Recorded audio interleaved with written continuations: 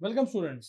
आज हम एनएलपी के स्टेप्स पढ़ेंगे कि एनएलपी जो हम करते हैं तो कौन कौन सी स्टेप्स जो होती हैं वो सामने आती हैं। जो सबसे पहली स्टेप आती है एनएलपी के अंदर वो आती है, सबसे पहली स्टेप होती है morphological analysis. Morphological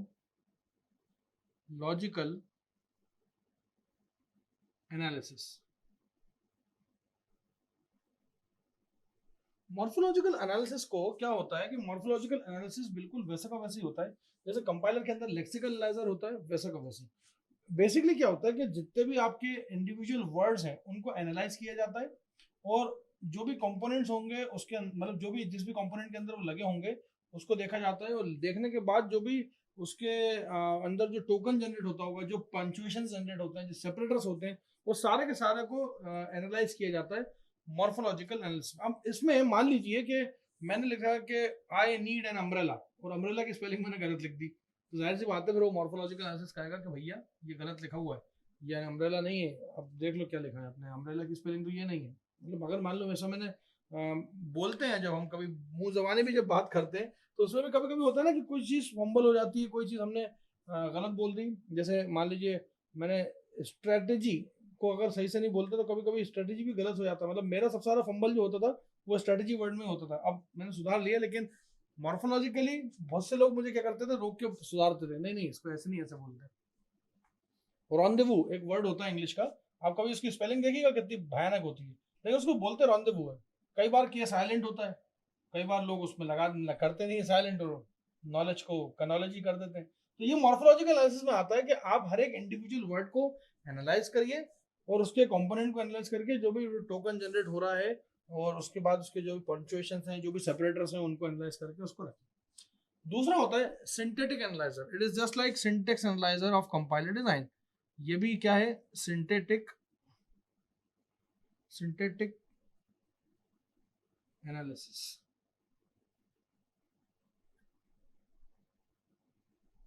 synthetic analysis, synthetic analysis क्या है कि लीनियर सीक्वेंस जो होती है वर्ड्स की, वो उसको कैसे आपस में वो रिलेशन में जुड़े हुए हैं।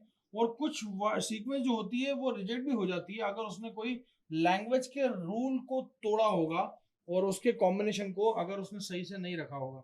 मतलब अगर मैं बोलूं कि आई नीड एन अम्ब्रेला, या मैं लिखूं कि एन अम्ब्रेला आई नीड, या नीड आई एन अम्ब्रेला, तो कहने का मतलब ये कि अगर मैंने वर्ड्स को इधर उधर कर दिया तो सिंटेक्स वाइज इंग्लिश का ग्रामर उसको गलत बोलती है। तो सिंटेटिक एनालिसिस क्या करता है, नेचुरल लैंग्वेज के अंदर जो भी सिंटेक्स वाइज चीजें गलत होती है उनको सही करने की कोशिश करता है। Third one is semantic analysis. तीसरा है सिमेंटिक एनालिसिस। गलत टाइम पे गलत सेंटेंस बोला और सेंटेंस के अंदर वर्ड भी सही है और सेंटेंस जो है वो भी सही है, लेकिन वो गलत टाइम पे बोला गया।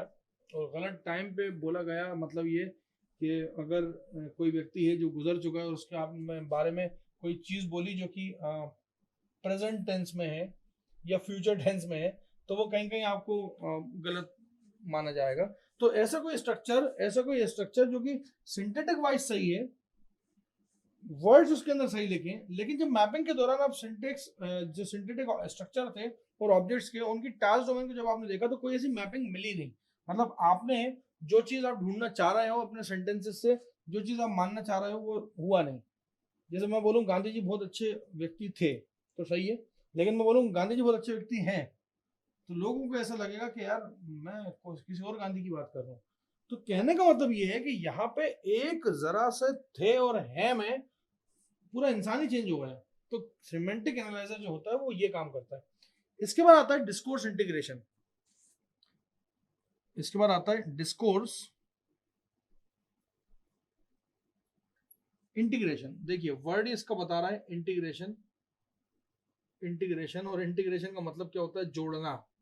आप देखिए, आप ये जो तीन फेजेस है ना, इन तीन फेजेस में क्या कर रहे हो, इन तीन फेजेस में कहीं वर्ड्स में तोड़ रहे हो, कहीं सेंटेंसेस में तोड़ रहे हो, कहीं सेंटेंसेस को आगे पीछे रख रहे हो। अब ये क्या डिस्कोर्स इंटीग्रेशन का क्या होता है कि जितने भी इंडिविजुअल सेंटेंस होते हैं ना, वो किसी दूसरे सेंटेंसेस पे 100% डिपेंड करते हैं। जैसे मैं इवन पढ़ा रहा हूँ, मैंने अभी टॉपिक शुरू करा यहाँ से लेके यहाँ तक पहुंचा तो मैं एक चेन बनाते हुए पहुंचा। वो जो चेन बनी हुई है ना, वो चेन ब्रेक नहीं होनी चाहिए। उसके लिए डिस्कोर्स इंटीग्रेशन, मतलब सारे सेंटेंसेस को एक साथ रखो और जोड़ना चालू करो, ताकि उसका कोई इन्फ्लुएंस निकले, उसका कुछ क्या निकले, मतलब निकले, उसका कुछ मायने निकले। हर सेंटेंस में ऐसा थोड़ी कि अभी बोलूंगा, एक 5 साल बाद बोलूंगा आके, तो कोई मतलब ही नहीं निकलेगा, आप पहले वाले भूल जाओगे कि कहाँ लिखा है।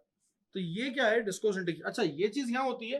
कंपाइलर डिजाइन में हम पढ़ते हैं इंटरमीडिएट कोड जनरेशन, तो उसमें क्या होता है कि इंटरमीडिएट कोड बनाते हैं 3 एड्रेस कोड के फॉर्म में, और उसमें सेंटेंसेस लिखते हैं। मतलब हम प्रोग्रामिंग की बात कर रहे हैं। यहाँ पे क्या है, यहाँ पे इंग्लिश है। अब यहाँ पे इंग्लिश को समझाना है, तो इंग्लिश के लिए क्या है कि इंग्लिश के जितने भी सेंटेंसेस थे वो इन तीनों फेजेस से गुजर के आ चुके हैं। मतलब अभी वो गलत नहीं हुए, मतलब morphologically they are correct, synthetic wise they are absolutely correct, and semantic wise तो वो करेक्ट है ही। तो उसके बाद इंटीग्रेशन होगा। इंटीग्रेशन गलत चीजों का नहीं होता, सही चीजों का होता है। ये है डिस्कोर्स इंटीग्रेशन, जिसके अंदर जो सेंटेंसेस हैं जो कि आपस में एक चेन के साथ जुड़े हुए रहते हैं, और वो आपस में जुड़े हैं तभी उनका कोई अस्तित्व है, अदरवाइज कोई अस्तित्व नहीं है। तो उनको जोड़ने का ठेका ले रखा है डिस्कोर्स इंटीग्रेशन है। आखिरी आता है 5वें नंबर पे। इसमें 6 ही होते हैं कंपाइलर डिजाइन में, मतलब इसमें 5 होते हैं, कंपाइलर में 6 होते हैं। तो ये है प्रैग्मैटिक एनालिसिस।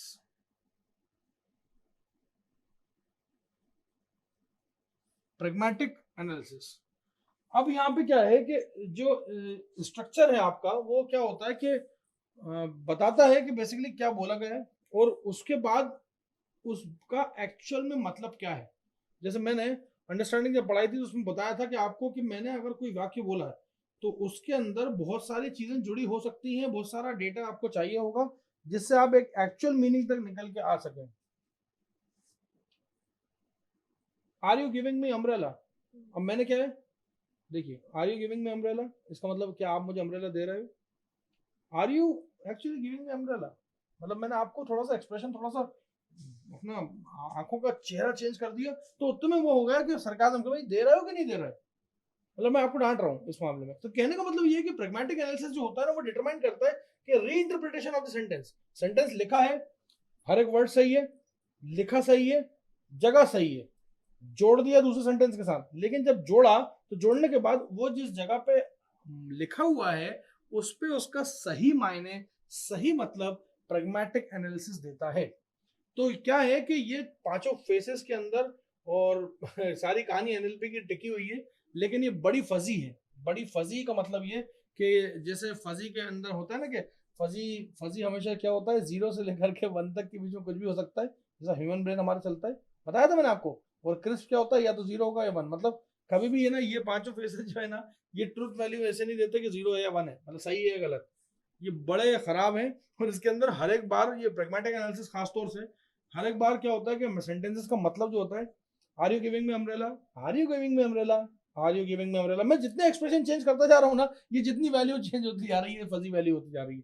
कभी मैं नॉर्मल बात कर रहा हूँ, कभी मैं सही में अम्ब्रेला मांग रहा हूँ आपसे, कहीं मैं गुस्से में आपसे बोल रहा हूँ कि मुझे अम्ब्रेला दो, कहीं मैं हंस के बोल रहा हूँ, कहीं मैं सरकाजम में बोल रहा हूँ, कहीं अलग अलग टाइम पे मेरा प्रैग्मैटिक एनालिसिस क्या करता है, उसके इमोशंस को चेंज करता जाता है। और इसलिए हम इसको वेरी फजी इसलिए बोला गया, ये बात जो बोली गई ना कि this whole thing is very fuzzy.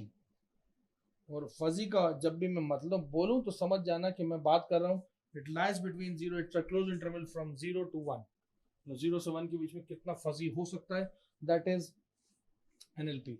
तो ये फेसेस जो है उनकी सीक्वेंस और उनके जो परफॉर्मेंस है, कई बार जो है वो चेंज होती रहती है। और ये हमें ध्यान रखना है कि हमारा सिस्टम जो है वो भी समझे, क्योंकि हम खुद अनप्रिडिक्टेबल लोग हैं। हम खुद जिस तरह से बोलते हैं, जिस तरह से बात करते हैं, उसमें हमारे एक बात के हजारों मतलब होते हैं, और उन हजारों मतलब की हजारों लाखों वैरायटी होती है। और ये हम अक्सरियत में, हम कॉलेज में तो नहीं करते, लेकिन दोस्त यारों के साथ जब होते हैं ना, तब सबसे इंटेलिजेंट मोमेंट होता है हमारा, जब वो कोई बात सुना रहा हो और आप उसकी बात का मजाक उड़ाने वाले हो। ये मजाक उड़ाना जो है ना, ये इंटेलिजेंस का लास्ट लेवल मान के चलता हूँ मैं, क्योंकि कोई भी व्यक्ति किसी को मजाक उड़ा रहा है तो उसकी बात को पहले तो सेंस कर रहा है, सेंस करने के बाद ऐसा कुछ कंक्लूजन ड्रॉ कर रहा है जो कि इतना ह्यूरिस्टिक है, जो कि बाकी किसी के दिमाग में नहीं आया। और उसकी आपकी उस बात से जो 5 लोग आपके साथ बैठे हैं वो हंसे, गुदगुदाए, और उनको अंडरस्टैंडिंग, मतलब उनको समझ में भी आया। ऐसा नहीं है कि चुटकुले का मतलब है कि आपने सुना दिया, अगला चुपचाप बैठा हुआ है, उसको समझ में भी आना चाहिए, और जिसके लिए आपने उड़ाया उसका मुंह उतरना चाहिए। तो कहने का मतलब ये कि ये जो आप दोस्तों यारों के साथ बैठ के चिट-चैट करते हो ना, इसको मैं ह्यूमन ब्रेन का सबसे लास्ट लेवल मानता हूँ। देखिए, आप न्यूमेरिकल सॉल्व कर रहे हो कोई, किताब ने हेल्प करी आपकी, ठीक है, आपने कोई भी चीज़ करी, सब हर चीज़ों में किताबों ने हेल्प करी, है ना, ये टीचर्स ने हेल्प करी, आपने पढ़ाई करी, फिजिक्स पढ़ा बहुत मुश्किल से, तो कोई ना कोई टीचर है किताबों की। लेकिन वहां जब आप आपके दोस्त का मजाक उड़ाने वाले हो ना, या उसकी बुरी तरह से चोट करने वाले हो, तो कहने का मतलब ये है कि वो सबसे लास्ट लेवल मानता हूँ एनएलपी का भी, चाहे फजी का चाहे किसी भी चीज का ले लो, पूरे एआई का बोलता हूँ मैं तो ये था नेचुरल लैंग्वेज प्रोसेसिंग के अंदर उसके 5 steps. Thank you so much.